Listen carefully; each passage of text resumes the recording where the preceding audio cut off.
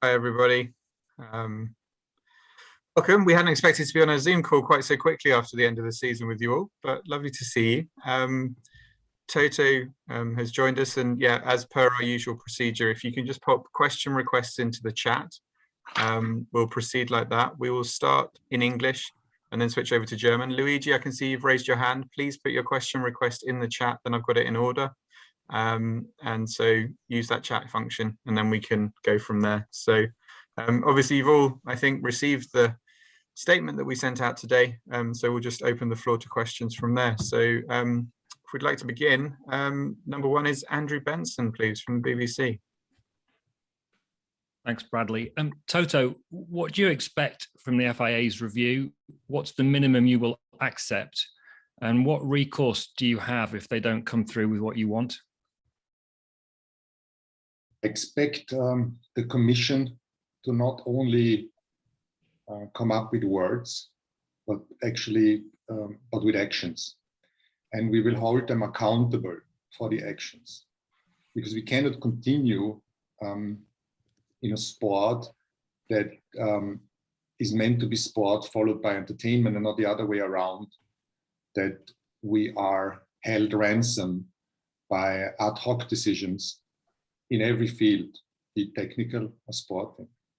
And therefore, there needs to be clear measures in place before the start of the season, so every driver, every team, and the fans understand what's on and what is not on.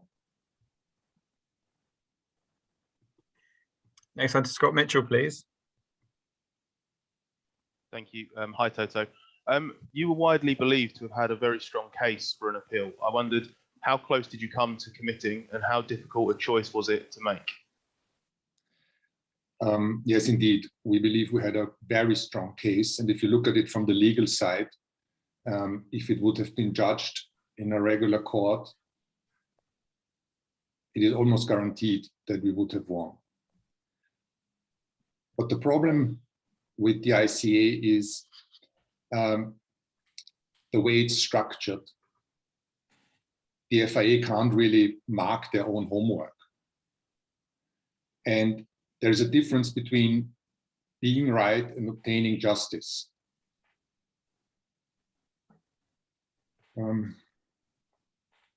Yeah, so there is a lesson to be learned. How can we make sure that going forward, situations like that are being, that in situations like the right decisions are being taken.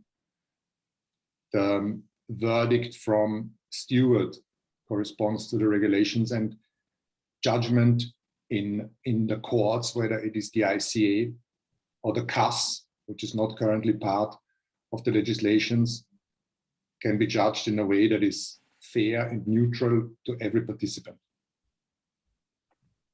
Alan Baldwin next, please. Hi, Toto. I just wondered, how much of a part did Lewis play in the decision not to go to appeal? I imagine he would be pushing quite hard for you to drop the appeal, not wanting to win a title in this manner. Every step on the way, it was joint decisions.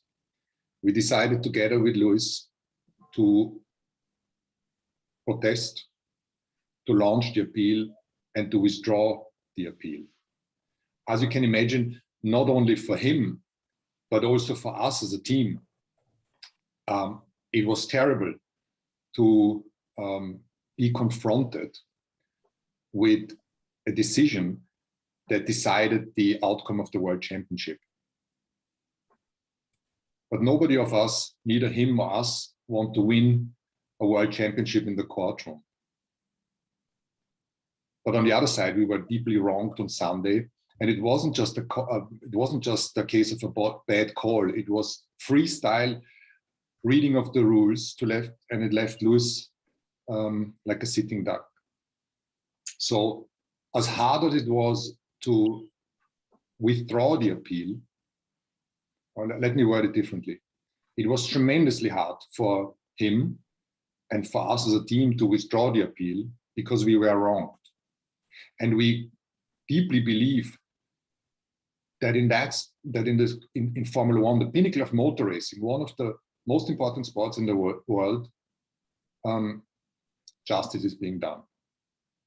So my soul and my heart cries with every bone that this should have been judged in the right way, and the legal situation would have given us right. But as I said to you before, the difference between being right and obtaining justice, or there's a difference between being right and obtaining justice. Valentine, next, please. Good day, Toto. Do you consider this a one-off bad call or part of a wider problem? And in that vein, do you have confidence in the ability of Michael Massey to continue as Formula One race director? It is a wider problem, because if you look at most of the controversies that have happened this year, it was about decisions, sporting decisions on the track, the inconsistency of the execution of the regulations on track. It's one thing to drive hard and to have difference of opinion among the drivers and among the teams. It is in the nature of the game, but inconsistent decision making leads to controversies, leads to polarization, and that was, as I said to you before, the ground for many of the totally unnecessary how can I say, totally unnecessary controversies on the track. How can it be that 14 months ago at the Eiffel Grand Prix, the explanation that was given was exactly the contrary to what has happened on Sunday? The explanation that was given, that the reason why a safety car was out there so long is that all cars need to unlap themselves, with the explanation that this is following the sporting regulations. 14 months ago, not only the decision has been taken in a totally opposite way, but there is an explanation is being made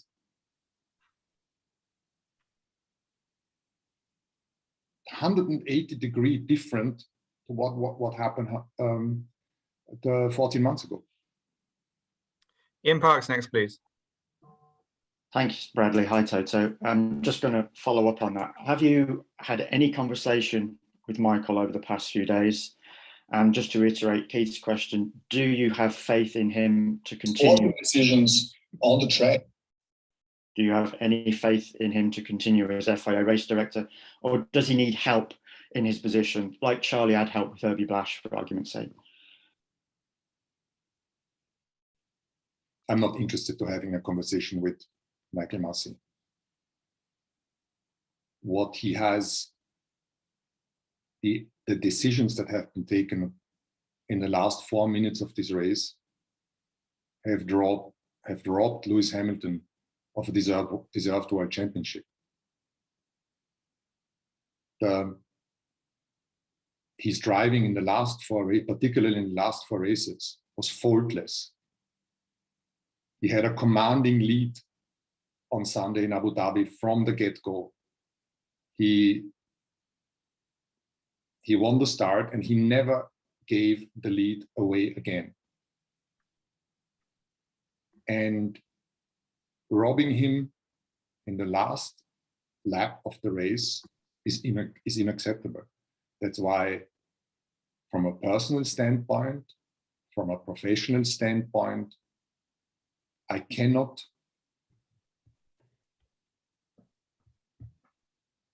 my values, my sense of integrity just isn't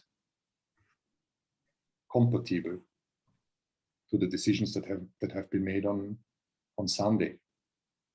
And it is up to the FIA to decide going forward how these decisions, how these situations can be avoided. I would have been totally okay with Max and Red Bull winning the championship on Sunday. And this situation has nothing to do with Max. He is a worthy champion. His driving is exceptional. And Red Bull are a fierce competitor. And I have the greatest respect of the people working there. So it has nothing to do with them. But I would have loved to sit here with and avoided all these discussions and the damage that has been done to the sport by just integer and sporting and fair decision making on Sunday. So the FIA needs to decide how they're going forward. I find it. We had a good dialogue with the FIA over the last few days. The commission that it set in place, I have trust and faith that we will formulate together with all competitors, the drivers and the other teams, the right decisions and actions to avoid such a scenario in the future. Julien Billiot, next, please. Thanks, Bradley. Hi, Toto. Toto, do you think, like other drivers, that what happened in Abu Dhabi was done on purpose and just for the show, with maybe F1 bosses putting pressure indirectly on Messi to set up a grand finish? And just more generally, has Formula One just become a big Netflix series, but in real life, with showrunners and producers and fake intrigue? I would never want to put such thing in, and I would never, how can I say, I would never say such thing, because at the end, we provide entertainment, but entertainment needs to follow sport, not the other way around. And the rules are the rules. The consistency of the application of the rules is important. And no decision-making should ever happen contrary to the rules, just to spice up the action. We love Netflix and Drive to Survive. Stefano Domenicali is doing a phenomenal job in marketing the sport. And Stefano, as a true racer, would have no interest in interfering into racing just for the entertainment factor. So I cannot judge the pressures of the race director, but in any case, we are so credible as a sport because it is sport and it is not wrestling.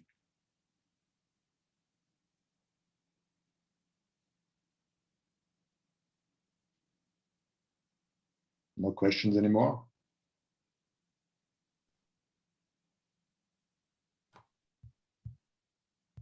Andrew has the hand up.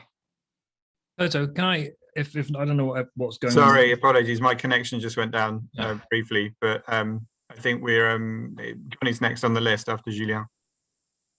Yeah, okay. Toto, what gives you faith that the FIA will own up to its errors and make the changes needed? Because last night they blamed the fans, team and media for misunderstanding the situation. And the last time there was a major investigation inside the FIA regarding the Ferrari engine, it ended up in a secret deal that nobody knew really what had happened. I think in the day and age, of transparency, such decisions cannot be made anymore in backroom deals. And why I am optimistic is that most stakeholders in the sport will share my frustration on the decisions that have been made all throughout the year. And everyone who is a racer, you guys, us, knows what happened. So nevertheless, I have confidence because we will be all pulling on the same rope in the same direction, the teams. And I've had feedback from the teams and from the drivers. I had assurances from Peter Bayer and Stefano that in the next weeks and months, we will close the gaps that have opened up more and more over the last few years.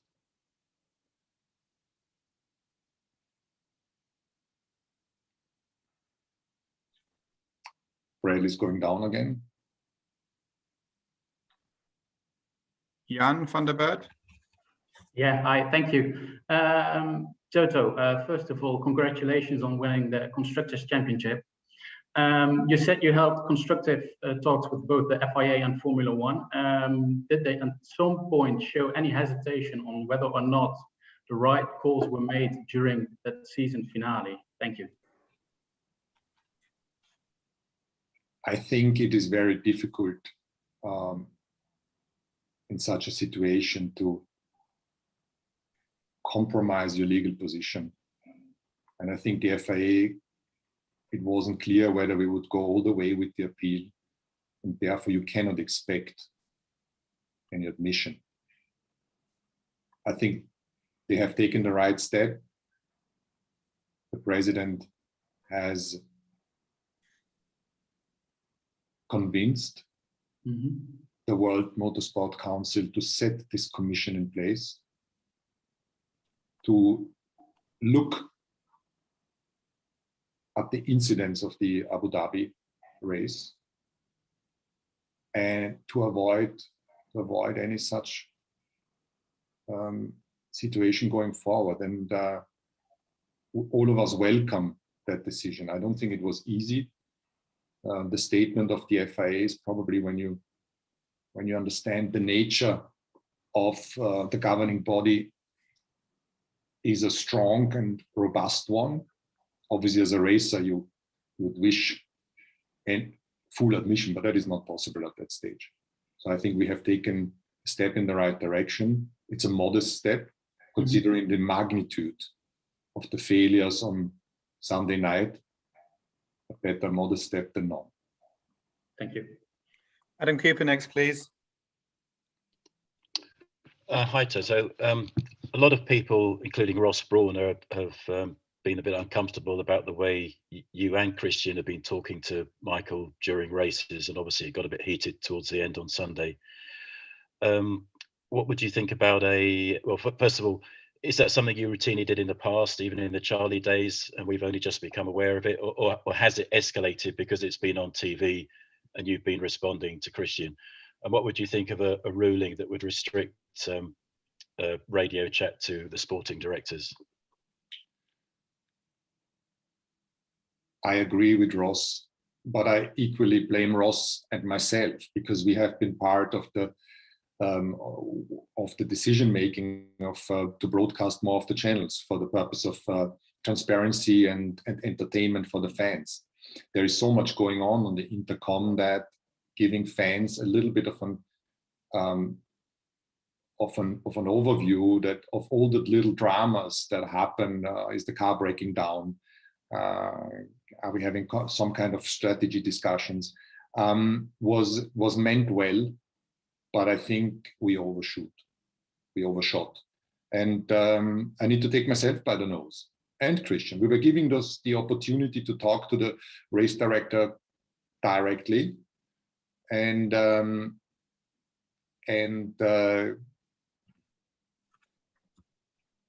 because we fight so fiercely for the interest of our teams,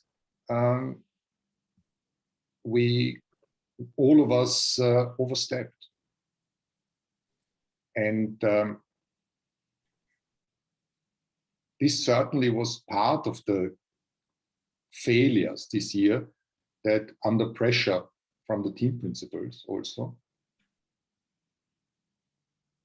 the race director's life wasn't made easier, certainly. So we need to come back. I think the team principal shouldn't speak directly to the race director. It should be the sporting directors. I would even go one step further. I don't think that the sporting directors should be lobbying the race director or exercising pressure. I think they should be pointing to situations that they might have not spotted, that the race director or his colleagues might have not spotted, but not lobby, not pressurize. Louis, next please. Is that Louis Decker? Yeah, that's right. Hi, Toto.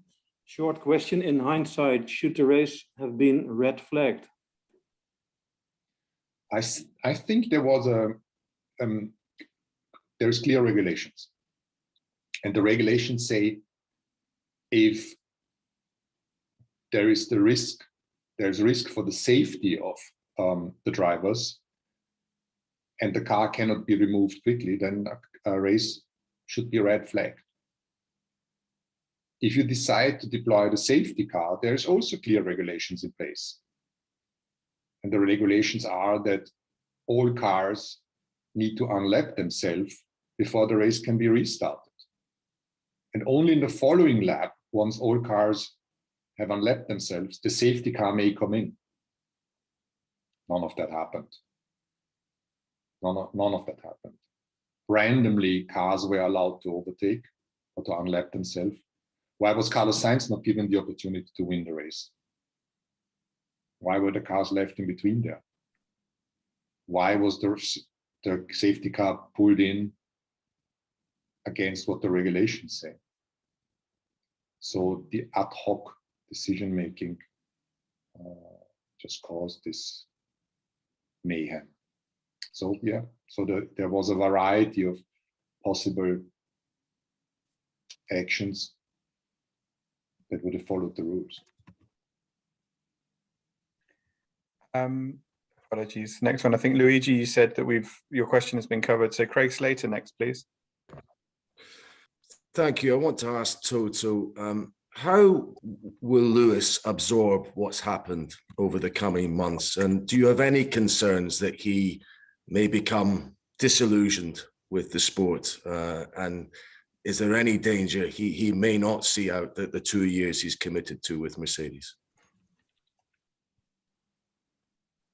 Lewis and I are disillusioned at the moment. We're not disillusioned of the sport. We love the sport with every bone in our body, and we love it because because the stopwatch never lies. But if we break that fundamental principle of sporting fairness and authenticity of the sport, that suddenly the stopwatch doesn't become relevant anymore because we are exposed to random decision making, that is clear that you may fall out of love with that you start to question if all the work that you have been putting in, all the sweat, tears, and blood can actually be demonstrated in terms of bringing the best of possible performances on track, because it can be taken away randomly.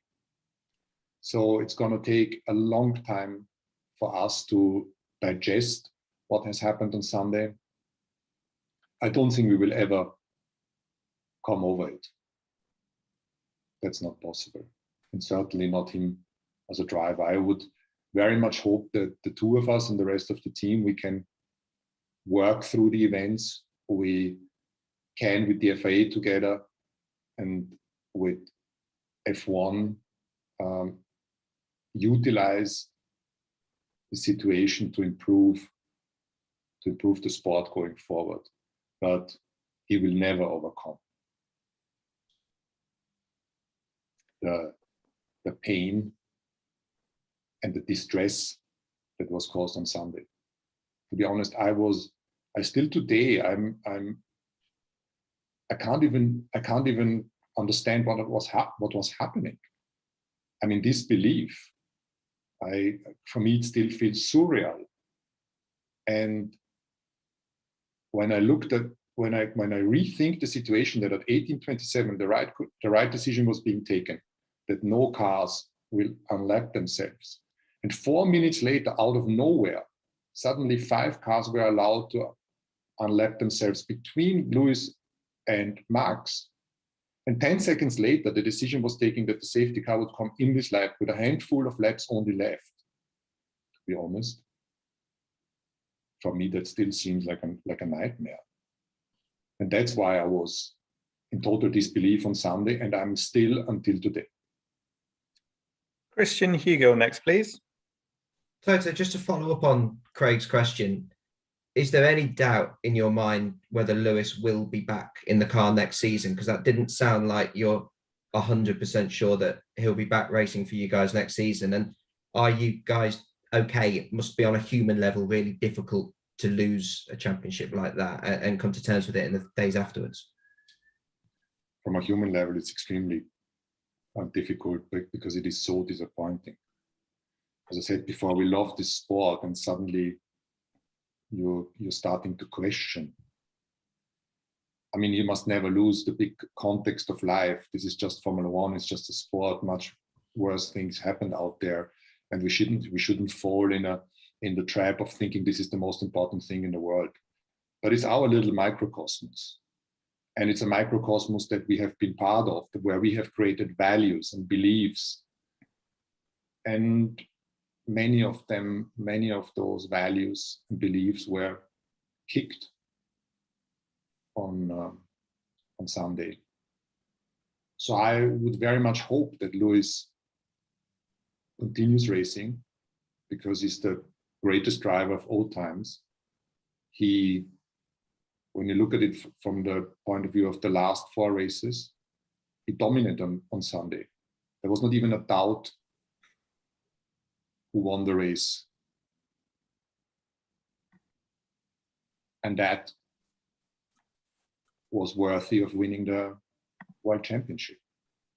So we will be working through the events over the next weeks and months. And I think as a racer,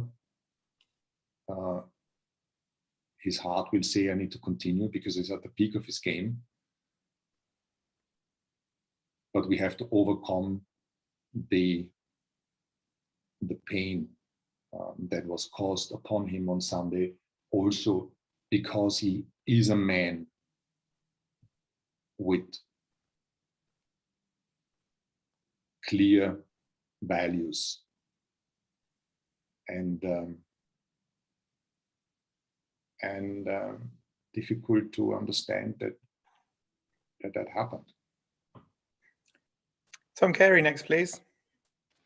Hi, Toto. Yeah, you very much hope that Lewis will continue. That sounds as if he hasn't given you any assurances that he will. And probably following up from that, I'm guessing that he won't be attending tonight's gala at the FIA prize giving. And do you expect any repercussions from the FIA for that? I believe it's part of the regs that he does need to attend. And will you be there? No, both of us won't be there. And I won't be there because of my loyalty to Lewis and because of my own personal integrity. But we will be represented as a team by James Allison, who will be taking the trophy on behalf of all the people in Brackley and Brixworth who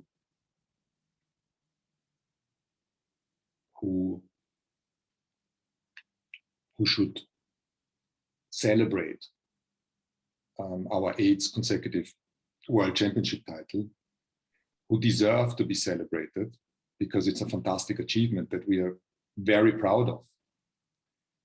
And in a way, I'm trying to compartmentalize the anger on the outcome of the Formula One driver championship, World Championship, and on the other side, the pride and the pride and the joy of having achieved something unprecedented. And that needs to be celebrated. Samagini next, please. Hi, Toto. What are your sponsors, your commercial partners saying, and Ineos as a new investor into Mercedes and this sport? I'm so proud of the support that our sponsors and partners have given us over the last few days. They've been with us all way long. The messages that I have received personally from sponsors, from fans, from very credible people, made me very happy. And the sponsors have trusted us to come up with a decision in relation to the appeal, and would have gone with us all the way. Ted Kravitz next, please. Thank you very much, Bradley. Toto, congratulations to you and all the team on an 8th in a row. It's unprecedented. It's never been done. I'm only sorry you couldn't celebrate it on Sunday, but I still don't really get it, and I don't think many of our viewers and our readers will get it either. You're not rowing back from anything. In fact, you're coming down even stronger today. Neither you nor Lewis are going to the FIA gala. Many of the fans, not only Lewis Hamilton fans, but also fans of Formula One, are extremely disappointed that you're not pursuing this. It looks like a sort of cozy deal. They don't understand what happened in those 4 minutes between 1827 and 1831 when the race director either changed his mind or somebody changed his mind for him. Couldn't you have just pursued the legal case with your QC? Couldn't you have said, look, we're not going to affect the outcome of the World Championship. Max can still pick up his trophy, but we want to pursue the legal case. Doesn't it look like you're sort of copping out for some reason? I can understand the frustrations of many, and to be honest, I have the same. I'm also in two minds all the time between my perspective and my judgment on the legal position and my realism about the outcome of such proceedings. As I said before, there's a difference between being right and obtaining justice. And I don't think that at the moment we are set up in terms of our governance to end up in a situation that would have given us a remedy, that would have reinstalled a result that was taken away from Lewis before the last lap of the race. And that's why, heavy-hearted, we have decided not to appeal, because we wouldn't have gotten the result back. Now, I think we have the right tools in hand to make sure that the decision-making going forward is better. And we will be holding the FIA and the decision makers accountable for making the sport more robust and the decision-making more robust and more consistent. I'm going to Lawrence Edmondson next, please.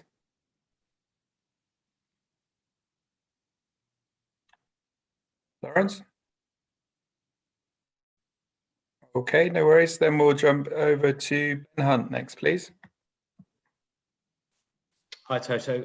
Just getting back on the Lewis subject. Are you in daily dialogue with him? What's his current mood at the moment? Obviously, he's frustrated. How do you ensure that he doesn't turn his back on the sport? Obviously, he had the situation with Nico, totally different scenario, but of course, him walking out a couple of days after the championship win. But how do you convince him to stay? I'm in a daily dialogue with him, but also respect that there is not a lot to talk at the moment. Each of us copes in their own way with the feelings that we have at the moment. And I just need to do the utmost that I can to help him to overcome these imminent feelings that he has, in order for him to return stronger, or to return strong with a love of the sport and trust in the decision-making of the sport next year. And Okay. we wish very much that this would be the case. Great. And then final question, please, in English to Fred Ferry. Hello, Toto. Could naming a new race director could be a solution to make you trust more in the FIA decision? Fred, it's not only a decision to change the race director. The whole system of decision making needs to be improved. As I said before, I think that the race director is certainly under big pressure, and some of that is due to our own faults. I would have wished a more consistent